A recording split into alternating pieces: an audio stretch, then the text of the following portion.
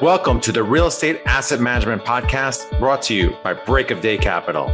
The show focuses on educating syndicators and apartment owners on how to build systems and manage their properties more efficiently to become a best-in-class operator. 100% straight talk. Let's jump in. Hey everyone, welcome to another episode of the Real Estate Asset Management Podcast. I'm your host, Gary Lipsky with Break of Day Capital. Be sure to join our Facebook group, Asset Management Mastery, where we have a great community of thousands of like-minded individuals sharing resources and best practices. Today on the podcast, we have my friend Darin Garman. Darin is the owner and asset manager of over $50 million of multifamily in the Heartland. He's the author of 5 real estate books and operates 5 real estate related companies in Cedar Rapids, Iowa. Welcome, Darin. Can you start by telling the listeners a little bit more about yourself and what you do? Yeah, Gary. Hey, it's a pleasure to be with you, man. Been looking forward to talking with you for a long time. So yeah, I guess probably the important things for folks to know would be, the multifamily world. I've been doing this now going on 33 years. So quite a long time. I've seen a lot over those 33 years, and I'm one of those guys that started with nothing. And what I mean by that is not so much, coming out with no money and starting that way, but I'm talking not only money, but experience and all those kinds of things. So a lot of what I've grown to know over those 30 years has been through good experiences and expensive experiences, So yeah, I've been doing this now going on 30, almost 35 years. And we've got a little bit over 1,100 units now here in Iowa. And that's where our home base is and where we operate out of. And is not surprisingly, as an extension of that, Gary, we've got property management company, property maintenance company, 1031 exchange company, and some other sister companies that go along with the big umbrella of the of the multifamily properties. Nice. That's a ton of experience. I mean, there's this huge wave of people that came into multifamily in the last 5-10 years, and I've been one of them. But that experience goes a long way. So that's tremendous for you to being involved in so many properties over the years and writing 5 books, because I know writing one book was takes such a long time, but 5 books, that's tremendous too. Yeah, well, thanks. And the book thing is, it's not like I'm looking for the New York Times bestseller thing. So it's not like I'm looking to sell 10 million copies and pissed off if I don't. It's not one of those kinds of things.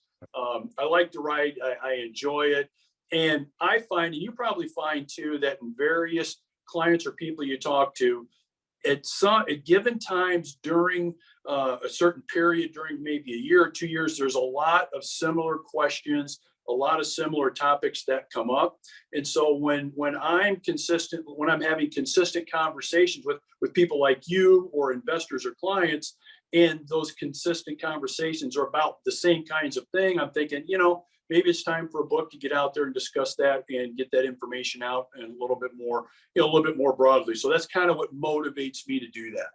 Right. Nice. Well, let's talk about expenses. The inflation report came out the other day, and it's 9.1% gain year over year for the month of June. Now, that doesn't mean, everything in multifamily is going to go up 9.1%, but certainly more than 3%, which a lot of people write for expenses. And so what are you seeing in the biggest surges in costs for your properties? Wow. Well, I mean, the first comment I would mention to you is, the media and the official report's 9%, but I think we all know it's much more than that, just based on being in it every day. So that's actually one thing that I think people need to kind of keep in the back of their mind is those expenses, what's being reported, not only that, but probably what you're going to be experiencing as an operator and owner, they're probably going to be more than what you think. Now, that's not so much a breakthrough information or a secret that I've shared, but I think it's something that we got to keep in mind. But in terms of answering your question specifically, we're seeing it in three main areas, and they're probably not going to be a surprise to folks.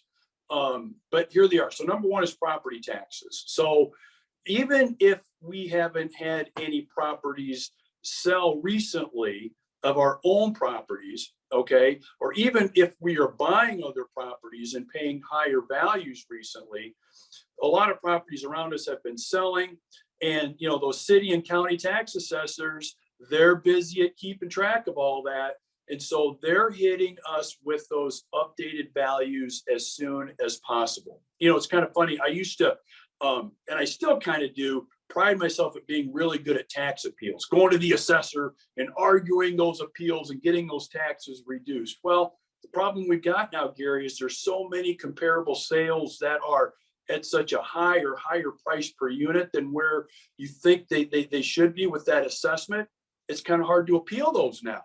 Okay, so property tax is number one. Number two, property and casualty insurance.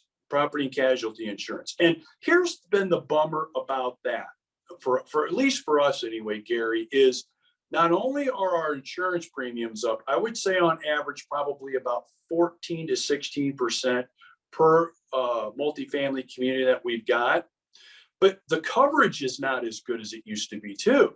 And so not only are we paying more in premium, okay, and that's a big jump over, let's say, 1 to 2 years, we're also seeing a pullback in coverage that our carriers are willing to provide, okay? And a lot of it has to do with new construction costs and how far that's going to go and how quickly that's going to go up. But we're seeing that too. And the third area is labor, cost of labor. Not a mystery to anybody. It's a time where it's hard to find good staff. It's hard to find staff that are motivated, willing to put in the time, effort, energy for the business, and being able to pay them is of course a motivation. And heck, we're even finding when we've got what we consider to be attractive wages, still hard to find people. So we got to ratchet those wages up a little bit. And if you want to attract employees with good benefits, all of a sudden, man, your labor costs are up there too. So I'd say, yeah, that'd be the top three for us, Gary. It'd be property taxes, it'd be property casualty insurance, and our labor costs. Luckily for me, when I buy properties in Arizona, there's a cap of a max 5% a year, which is good. It's not like Texas or other places where there's this variable of property taxes. We know in our underwriting, we'll just do 5% every year. Usually it's less, so that's a good thing. For the insurance, I have a question for you. So are you mitigating that by raising your deductible, or you're not making any changes? Yeah, great question. So it's the answer is yes, and a couple of other things in conjunction with that. So yeah, we're looking at raising our deductibles, and we're also making sure, without getting into a real into the weeds insurance conversation, we're making sure that our coverages are all blanket coverages, not individual building coverages. Okay, so I like to get replacement cost coverage, as high of a deductible as we think we are comfortable with in mitigating those costs, but making sure that we're getting the blanket coverages for the entire community, okay, versus individual building coverage. Okay, now there are policies out there where you can get individual building coverage, but I'm going to tell you, based on experience, if you have one building go down, fire, flood, whatever it is, and you've got new construction costs, it's going to be very hard to recoup that full cost of that construction, even with some of the best policies out there. Then the third thing that we're doing is we're also backing up the coverages for roof. So for here in the Midwest, in the heartland, we experience hailstorms and wind quite a bit. Okay, so think thunderstorms and tornadoes. Well, one of the biggest costs in insurance is roofing. And so we've been dialing back our coverages just on those specific things: roof, which is hail, and wind damage. And we will be responsible for a percentage of that, say 1, 2, 3% of the cost of those specific claims if we file them, in addition to the higher deductibles in order to kind of scale that coverage back a little bit, make those premiums a little bit more reasonable. I'll tell you what we're struggling with, Gary, is finding carriers that will cover us for as much as we think we need per unit, with new construction costs continuing to go up. That's really been our struggle. But at the end of the day, we've mitigated that with higher deductibles, blanket coverage, and dialing back on some of those higher expense items that could happen, like wind and hail coverage. I think this is a great topic, and I mean, we're not going to delve too deep in insurance, but for young syndicators, insurance is just like, oh yeah, we'll just get it for the lender and be done with it. But you need to know your policy, because the day you start paying attention to insurance is a day late when you're going to get screwed. So for the young syndicators out there, pay attention to your policy. Let me add one quick thing to that, Gary. In 2020, we had a huge windstorm here throughout it, and all of our holdings are within about 15 miles of each other. Well, if you have a big windstorm in a 15-mile radius, we looked at 28 insurance claims filed at one time. 28. Okay. So I'm here to tell you, make sure you are really knowledgeable about this now, not when things come up. You got a great point there, man. Yeah, thanks. Are you worried about expenses outpacing income for your properties? I'm not sure how much rent growth you have in the area, but certainly in some areas, expenses are increasing over income, and for those operators, that's going to be a real problem. Yeah, well, I think it's a problem already, and I think it's really been a problem for at least a few months. So this isn't anything for, I think, a lot of people that is coming up. I think that all of us are dealing with this at least a little bit right now. And, the ability, you're exactly right, to raise those rents and raise them as much and as often as possible to catch up with those. I mean, look, our property and casualty insurance premiums are due like next month. Those property taxes payments are due in 3 months from now. And to be able to time it so you can have the rental income at a level where you're able to meet those expenses at a rate that you feel more comfortable with, man, it's hard. So I think we're all going to be playing a little bit of catch up here until some of those expenses level off and slow down a little bit, hopefully trend downward here in the future. I think we're all going to be playing a little bit of catch up. So yeah, am I worried about it, concerned about it? I'm concerned about it. I'm not worried about it. I'm concerned about it. It's something that we're dealing with, and actually we've been dealing with now for a few months. So when you're underwriting, I'm curious, most people, particularly when they start out, or they underwrite 3% expenses, maybe 5% a couple things, but longer term, you got to be thinking higher. So I'm curious how you're looking at that when you're underwriting. Yeah. So, depending on asset size, age, all of that. So, without getting into the weeds on that, what we would usually do, just as an overall assessment, is we would be looking at about 40 to 45% of our gross is going to be going out to expenses. Okay. That's typically what we're going to be looking at. We can pretty much plan on that. If we're doing really, really, really good job of asset management, it's going to be less than that. But we pretty much think that's where it's going to be, factoring in surprises and those kinds of things. Figure around 45 to 50% of gross. Well, we're in that 55 to 58% of gross right now, and we were even going to 60% of gross. Again, depending on the age of the property and what needs to be involved in the size of it. Now, that may sound a little paranoid to go that high, but again, we want to make the mistake of maybe being a little bit wrong with that, and maybe having a little bit more money in reserve that maybe we won't end up using, versus me calling you, Gary, or one of my investment partners or somebody else saying, oh, guess what? Capital call. We need more money. And, oh, well, you didn't, and not having those kinds of conversations. So we're doing that up front just to make sure, and we're telling all of our investors too, here's what we're doing, here's why we're doing it. We're probably being a little overcautious, but at the end of the day, that's the way we want to be and what we want to do. And if we have more money in those reserve accounts than what we thought as a result of that, that's perfect. Yeah, I'm totally in your camp that you've got to be that way. Whether it's good times or bad, particularly in bad times, yeah, over raise, under promise, then it allows you to over deliver. Much easier, even if you have a few 100,000 or more sitting on the sidelines, not even, earning 1%.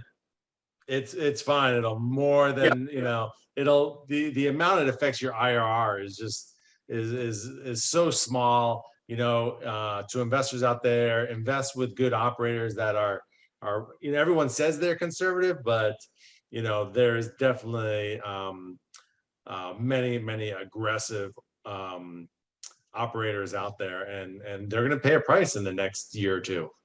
Yeah, there's going to be some surprises coming. I agree with that. And the other thing that we've done too, which really isn't so much on the expense side, Gary, is we've been going into our deals with more equity too, with a little bit less debt. Now that does affect IRR, of course, because we're not leveraging as much. But again, we want to be a little bit more cautious right now with what's going on. And it's just been so unpredictable, especially over the last year. So we're going in with a little bit less debt too, which, kind of helps mitigate some of those things, at least for us anyway. Yeah. So I'm curious, what kind of leverage, and are you doing bridge or fixed? So we're not doing any bridge. Right now, especially. So we're not doing any bridge. Fixed rate financing. Our loan to values on those, our loan to costs are probably around 70% is where we're at, which, and in some cases, it might even be lower than that. We might even be 60%, again, depending on asset, age, size, those kinds of things. And so the message that we are communicating to our investors is we want to go in and at least sacrifice a little bit of that rate of return as we go over the speed bumps that we're hitting now and that we're probably hitting over the next few years. And then, look, if we're at a certain point in time where we may want to pull some cash out, maybe refinance, and maybe kind of get back to, I guess I'd call it business as usual. Sure, we're definitely going to look at that. But the other thing we do too is mention the fact that you may suffer a little bit on return as a result of that. But at the end of the day, we'd rather have a little bit less return than having the difficult conversations that we definitely don't want to have. Yeah, totally agree. I see a lot of investors out there chasing IRR. I'm like, 1 or 2, 3 points don't chase the IRR. Chase good operators, experienced operators like you. Yeah. You're much better off. And at the end of the day, like, your numbers, you'll be able to sleep better at night and perform better. Less, the risk is tremendously mitigated by working with an experienced operator versus a newbie who hasn't been through tough times, hasn't been through cycles. Well, Gary, here's the deal about that. When I get and you get these calls and emails too, it's basically, hey, what's your return? What's your return going to be? And if all an investor is doing is calling you, asking you what your return is, Gary, the next call is to me, what's my return, without doing the research on who they're dealing with, okay, they're really setting themselves up for trouble, okay? Doing the research on who you're going to be dealing with, track record, and digging into the weeds on them a little bit, finding out who you're going to have that relationship with. Because look, we all know it's a lot easier to get into these things than it is to get out. So doing that research is key. And part of it is, who the operator is, what they've been able to do, how they've been able to do it, then have those rate of return conversations, I think. But when I get those calls, what's your rate of return and what can I be looking at over the next 3 to 5? Oh, okay, I'm making another phone call. Everybody's got their way of doing things, but that's already spells trouble to me. Absolutely. Absolutely. Yeah. Well, we're starting to run out of time. I ask this of every person that comes on the podcast. Darin, what is your asset management superpower? Oh man, superpower. My asset management superpower is to be able to quickly look at a property's expenses and quickly be able to determine on how much we're going to be able to reduce those expenses realistically, and how we can be able to take that property from where it is to where it can be. And I can do that in about 5 minutes. Nice, nice. Well, Darin, I appreciate you coming on the show and adding a ton of value on rising expenses. Please tell the listeners where they can find out more about you. Yeah, you bet. So you can find out more information and resources, whatever, at daringarman.com. And I'll spell that because sometimes it's a little difficult because I'm not associated with the GPS guys, Gary. Unfortunately, I'm not in the GPS world. So it's DarinGarman.com, DarinGarman.com. Awesome, awesome. Well, this is Gary Lipsky signing off. We'll be back next week with another informative episode on the Real Estate Asset Management Podcast.